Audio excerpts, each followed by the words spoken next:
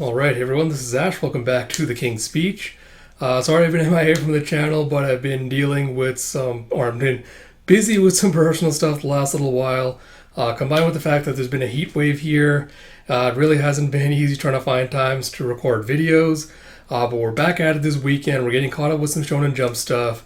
So already finished recording videos for Akane, Banashi, and Kaiju number 8. Those should all be up on the channel by now. Read-throughs will probably resume sometime next week once things settle down a little bit here, once the weather cools down a little bit. So look forward to that. A lot of great content coming your way, so if you haven't already, please do consider liking, commenting, subscribing, all that good stuff, especially since I'm only 6 subscribers now away from my current goal of 169 subscribers. So if you'd like to help me reach that before my birthday in the next couple of weeks, that would be greatly appreciated. It would really mean a lot to me. But yeah, without further ado, let's get into it. I'm really excited for this chapter. So let's get into it. Spy Family Mission 85 by Tetsuya Endo, translation by Casey Lowe, and lettering by Irina Mappa. And we have a lieutenant. Please, lieutenant, you need to wake up. And you have a slap, slap, slap, slap as someone's slapping Yuri on the face to try to get him to wake up. It's like, wow, it's you! And he just leaps up at the female agent that's trying to wake him up. And she's like, huh? It's like, I'm not your damn sister. She just karate chops him on the head. And he's like, oh.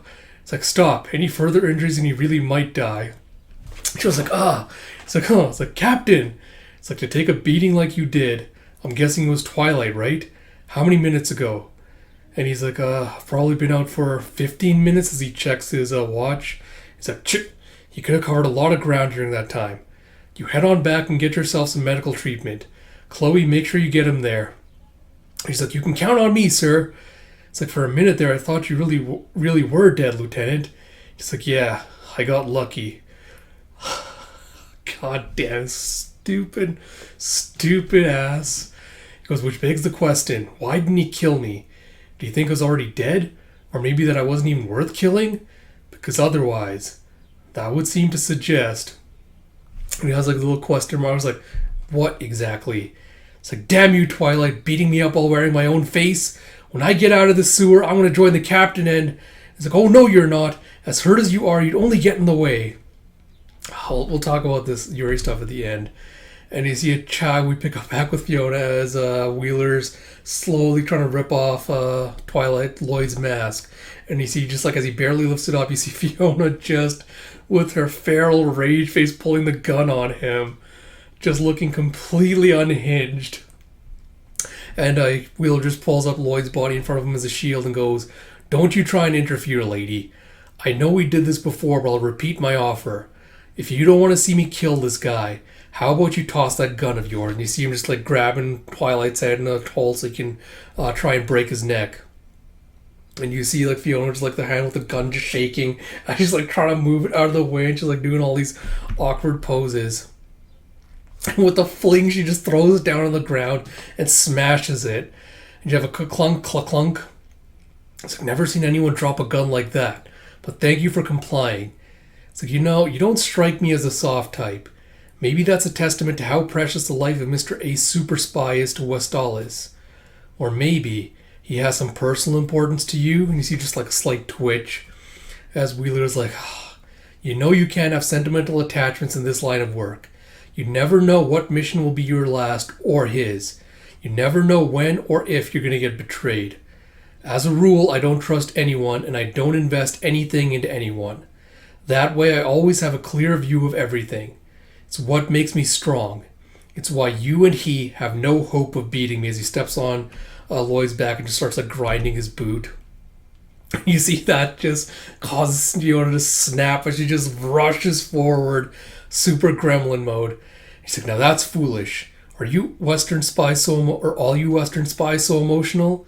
This makes me question the necessity of stealing all that secret information. And he just takes a little fighting stance. He's flying into a blind rage and throwing a straight right. My condolences, lady. I can lay you flat in one counter punch. And you see Fiona just charging up the punch. She just stomps her foot down. He's like, wait, hold up. What is this? That step and that swing are way too fast. You see her hand is just a blur. It's sidestep it? No, not enough time. Have to block it. It's like she might be hiding some steel under those gloves. It's like, but even so, a strike from such a light body?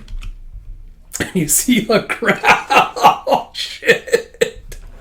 What the fuck, bro? And you see as she's laying into his wrist, you see the bones just like breaking under the impact as a fist slams into his face. And you see a snap, snap, snap, and a crick, crick as Fiona's arms apparently also breaking with the force of the blow. He's like, huh? What? Oh, shit. She break her fingers and her wrist, and you see her just sending him flying with an ah! And you see her just like holding her hand like all broken at the side with a flop. He's like, wait, what? Huh? So get back on your feet. What? What?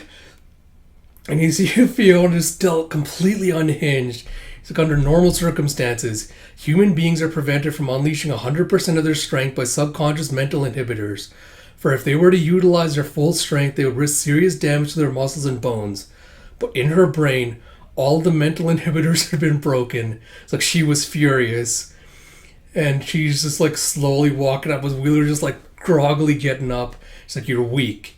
You're afraid to die. You're afraid of being betrayed. You're incapable of trusting anyone. You have no one to believe in, no one to gaze at and intently scrutinize. You've given up on the world. Now you're just an empty man meddling in it for no reason greater than your own amusement. It's like, but I'm not afraid. I believe in that man. I think of him and think of him and think of him and think of him and think of him and think of him. That's what makes me strong. It's why you have no hope of beating me. She just grabs the other arm to punch him. It's like, what a load of crap. And she does a straight, which she dodges out of the way of. And as she flips her around, she wheels around with her leg, does a roundhouse right into his middle with a wham. And you have a blurf and a stagger and a wait. It's like you've lost all the use of both arms and one leg. If I can put just some distance between us, there's nothing you can do to attack me. You see, huh? Oh my fucking god. Huh? It's like your dislocated arm? And she just like whips her arm around, even though it's dislocated, with a giant whack and just lays Wheeler out and sends him flying. Oh shit. Oh god damn, man. Holy shit. Oh man. Alright, so yeah, I guess quick thoughts on the chapter.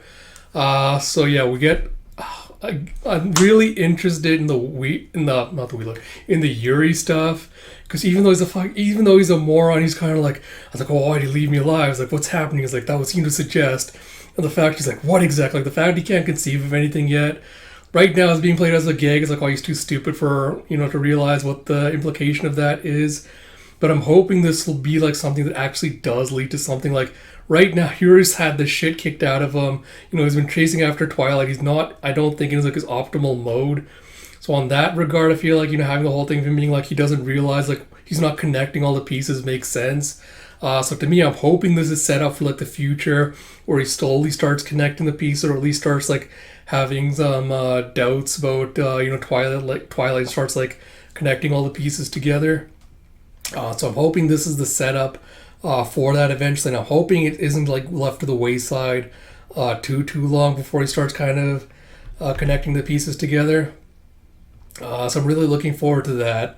I love how just unhinged and feral Fiona's got now that Lloyd is in danger. She had to like resist the urge to like drop the gun. She had to like throw it down to the ground to force herself to drop it, not just shoot Wheeler right away for what he did. So I really, really appreciate that. And I love how you have kind of like the slight perversion of the trope of like, where you have the bad guy that's like, oh, I only trust myself. I don't trust anyone. That's the easiest way where you're not in any danger of anyone betraying you. Like, that was what makes you strong. And Fiona doing the whole thing of like, no, that's what makes you weak. Having someone you respect and trust that you have feelings for, fighting for them is what makes you strong. And I love how you have the perversion of that, where she's gotten so unhinged, so feral, seeing Twilight in this state, that she's completely disregarding her own safety and putting herself in danger, letting her arms get broken, letting her legs get broken, just in her desire to, like lash out at Wheeler and take him down, to punish him for what Twilight's done. So really, really appreciate that, where it's kind of like, she's fighting for someone else, but she's kind of just throwing her own Safety and precautions completely out of the window. So I'm curious if that's gonna lead to something with Twilight. I'm curious if seeing Fiona in this state, like, all right, because I suspect was it last at the end of the last chapter, like we could potentially see Fiona like in the state that she's in, trying to kill Wheeler, like trying her best to take him out. And we could see like Lloyd getting like waking up out of his unconscious state, like trying to stop her and being like, no, don't go that far.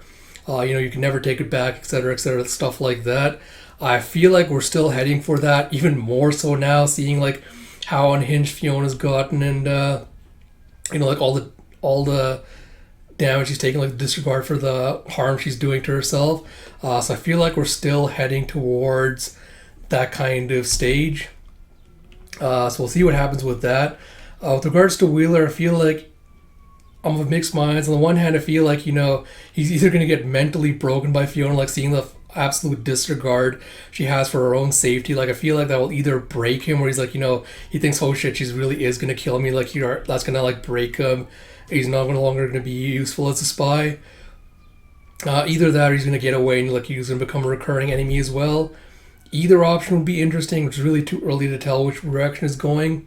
But yeah, I think the other thing I'm really interested or curious in seeing with regards to like the fallout and stuff from this chapter is Lloyd seeing just what Fiona's done, like how badly she's mangled her body in pursuit of like kind of getting justice or revenge on Wheeler. And I wonder if we're going to see him starting to kind of realize like just how much psychological kind of damage he's done to Fiona with the way he's raised her as a spy, like the kind of like the way he trained her. So I'm really curious if that's also going to start like his own process of changing, like him thinking about like what he's done as a spy up till now and what he's willing to sacrifice to continue the mission, things like that. Because I feel like, especially with regards to what's he willing to sacrifice to complete the mission, especially if he sees Fiona going to these lengths to be like, we have to complete it no matter what, we have to do anything no matter what it takes. I wonder if seeing her like this is going to finally make him start questioning that, to be like, is there limits to what I'm going to be willing to do? So yeah, again, this arc has potentially a lot of good setup, and I'm really hoping it delivers. So with that said, like I mentioned at the beginning, if you like my content, please do like, comment, subscribe, all that good stuff. Like I mentioned, all the Shonen Jump stuff should be out now by the time this video is out. So really take a look at that if you haven't already. And until next time, this is Ash. I'll talk to you all later.